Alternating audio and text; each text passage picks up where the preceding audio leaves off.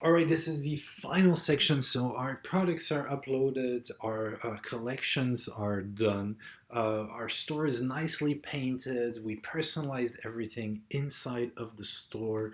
The only thing that's left is that the store is still closed, and if we walk on the sidewalk, it's still quite a mess outside. It still says that our store is called Amazon 1267, while our store is actually has the much better name of lepantest.com. And so these little details still have to make, we still have to do. Also, money, like how are we accepting money right now? So, all of these things, let's go over them right now. By the way, I think we've built everything in about an hour and a half so far, so it's really doable. Minimum effort, you can actually get quite far. All right, so let's go to settings. And the first element we're going to do is general. We're going to change that name Amazon 1267. And we're going to change it in our real name, which is much better. Beg your pardon. Our real name is Le Pantest. And then we'll put this. Can we do capitals here? Le Pantest. There's a T. Oh, there is a T at the end. Le Pantest is our store name. Our account email. This is the kind of the legal name of the business. Again, we've done all of this before. If you want to change it because you're moving, this is the place to kind of do that. Standards and formats. Which time zone are you in? Which unit system are you using? Are you in a metric system or the system of Queens? I think it's the imperial system. So that's kind of useful if you're shipping things. Order numbers. This is kind of a fun thing. If someone orders, they will. Right now, my store is going to open in a couple of minutes. Someone will order, and it's going to be order number one. It's kind of some people are a bit annoyed by it. So if you want to say, "Oh, my orders," there, I already have existing orders, so this is going to start at order 200. So here your idea will appear like that. So you can kind of change the order number. How do you want to get charged? In Canadian dollars, and how do you want to charge your clients in which currency? In oh, Afghani. Oh, I did not know this was a thing. Well, anyway, in British pounds, the US dollar is very strong right now, so we're gonna do it in freedom money. So that's saved right there. Then we're going to go to the next step once all of this is saved.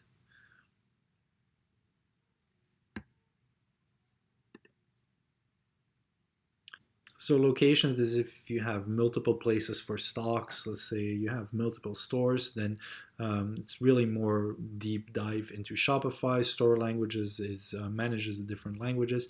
Billing, that's how you are paying Shopify. Notifications every time you have a sale or a question.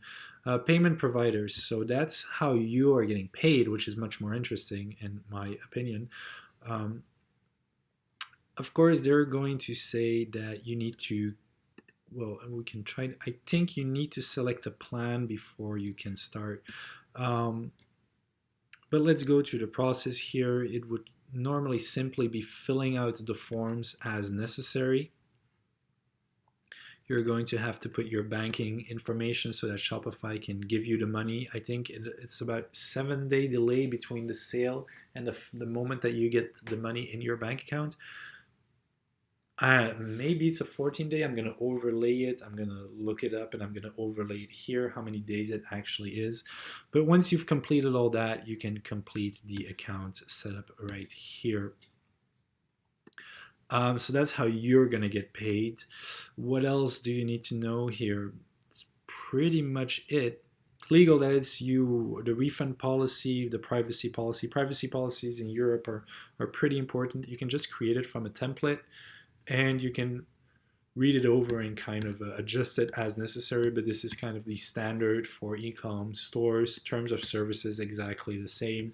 You don't have to worry about all the legal stuff. There is the standard template. Do read it over. I'm not a lawyer. You can add shipping policy, and you can add and at the very top, you can add a refund policy. Again, you can even do it from a template. There you go. We save that. So we have all the legal stuff kind of covered now. Go back to settings.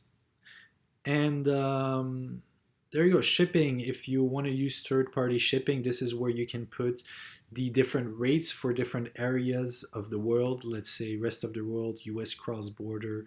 You can manage the different rates so that at checkout they're going to be charged an additional fee depending on what it is. You can also charge an additional fee depending on which product it is. All of this is a little bit of deep dive. You can directly connect Canada Post, or you can go drop it off yourself. I'm not going too deeply into it because it's a bit more complex, and I'm assuming that you're still at the stage where you just want to get up and going and sell locally, which is what Shopify offers you. So you will have to kind of do your own research on this. I'm trying to keep it short as well. So okay, we're kind of ready to go. We can go into preferences right now. And we can remove the password. We cannot remove the password because we have to pick a plan of Shopify. So these are the different pricing options for Shopify. Let's see if they will be kind enough to make a gesture to remove the free trial, or to make it so that it's free for a bit. I'm not too sure about that yet, but you would have to activate it, and that way you can change your little sign from, hey, we're currently closed, if you go to the store. This is our store, but if you go, if it knows that I'm the admin. So if I go on Safari, then of course you're going to see the little pamphlet, hey, we're opening soon. So if you want to remove that, you have to choose a Shopify plan. The same thing as accepting payments and actually selling stuff. You have to choose a Shopify plan for those two elements. I would recommend to start with the $29.99 US a month.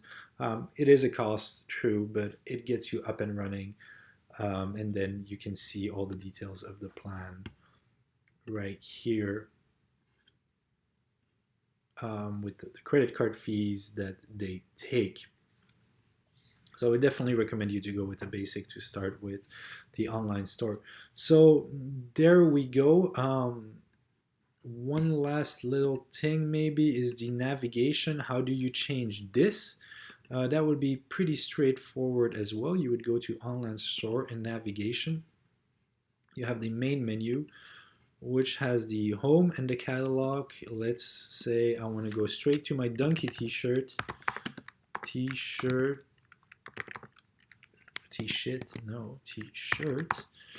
and I can create a link to product, Bad Donkey t-shirt ad. I can save that menu, and if I refresh it now, you do like this, then you have the Donkey t-shirt there. So that's how you add different menu items.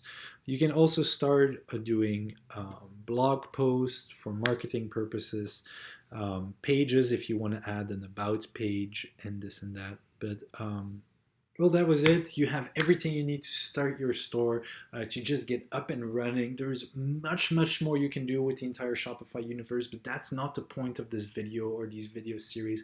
The point is that if you don't have a store right now, you can just follow these tutorials that we made real quick, get up and running, get your store online, and make sales. If you want to get known, we started the open source project of shopylock.com, which shows average shoppers all the stores around them that deliver to their house in these crisis times. So make sure to have your store listed on that. Then people will be able to order on your store, and you can hop in your car, drive to their door, and just drop it off. Hopefully that will help a little bit to keep the bills paid, to keep food on the table, and to make sure that when all of this crisis is over, we don't walk around on Main Street and that all the shops are closed. That would be absolutely horrible. So I hope this helps a little bit. If you have any questions, ecomexperts.io, my team will do the very best they can to help. Otherwise, I'm sure the Shopify community is a fantastic community that stands ready to help you. I'm sure the same is true for BigCommerce, WooCommerce, PrestaShop, all of them, you name it. I think as developers and as Ecom Expert Society, we're here to help you through these tough times and to make sure that we all come out stronger together. Thank you so much. Best of luck. Don't hesitate to ask questions in the comments. Don't hesitate to reach out, and happy selling.